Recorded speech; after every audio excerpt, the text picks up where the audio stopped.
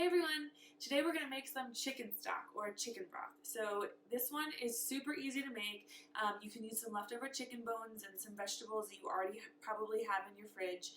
And if you're having a hard time finding chicken broth or stock right now in the supermarket, no worries because you can make your own, right? So really simple. The first thing I'm going to do is I have the leftover bones and skin from about one chicken and I'm going to add to a pot. Okay, next we're going to grab a carrot, and I already washed this guy. You don't really need to peel it, it's not necessary. But I'm just going to cut off kind of the top end where it might be a little bit dirty. And then we're just going to cut this carrot into large chunks. That's it.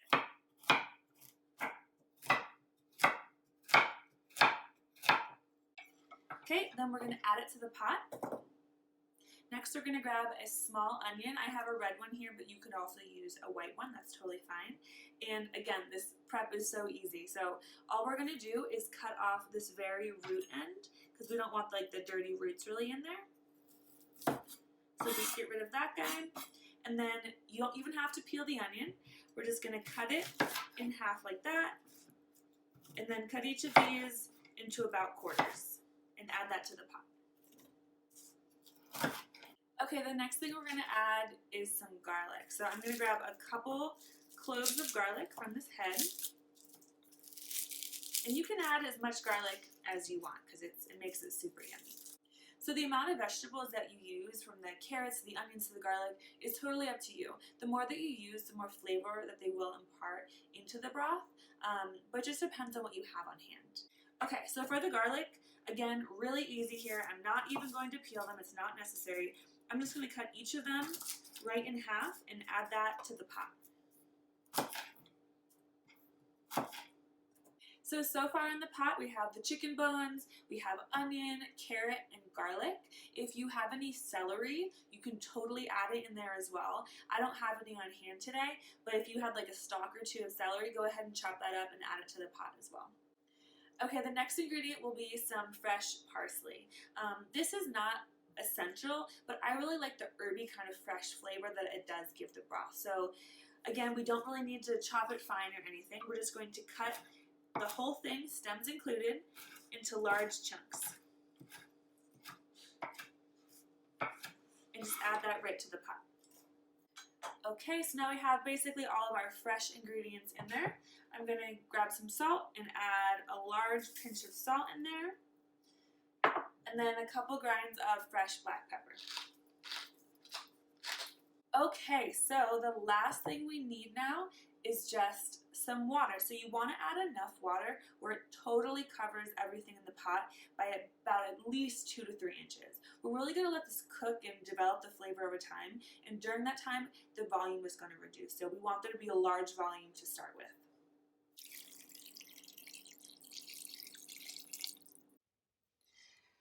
Okay, now I'm just going to turn the heat on high.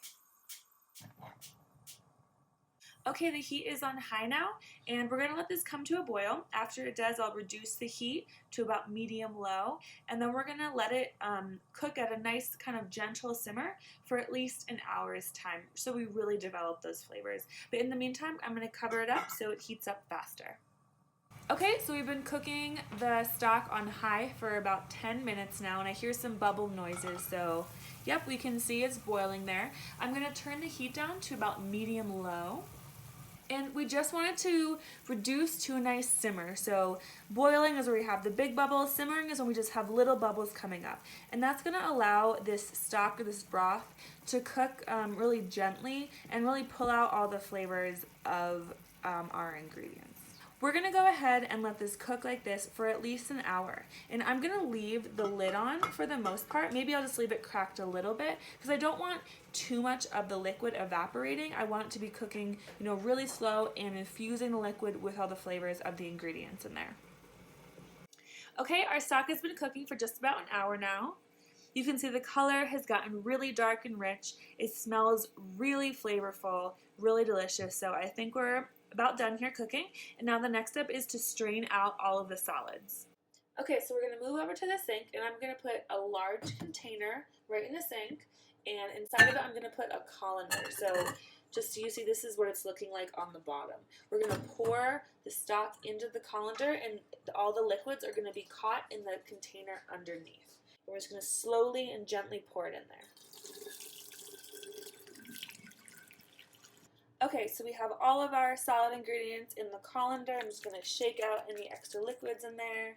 And then you can throw these guys away, but wait until they cool down a little bit before you put them in the trash can, especially if your trash has a lid on it. It just makes it all steamy and kind of gross. Alright, so our stock is all done here. It smells awesome, and what I'm going to do now is let it cool down.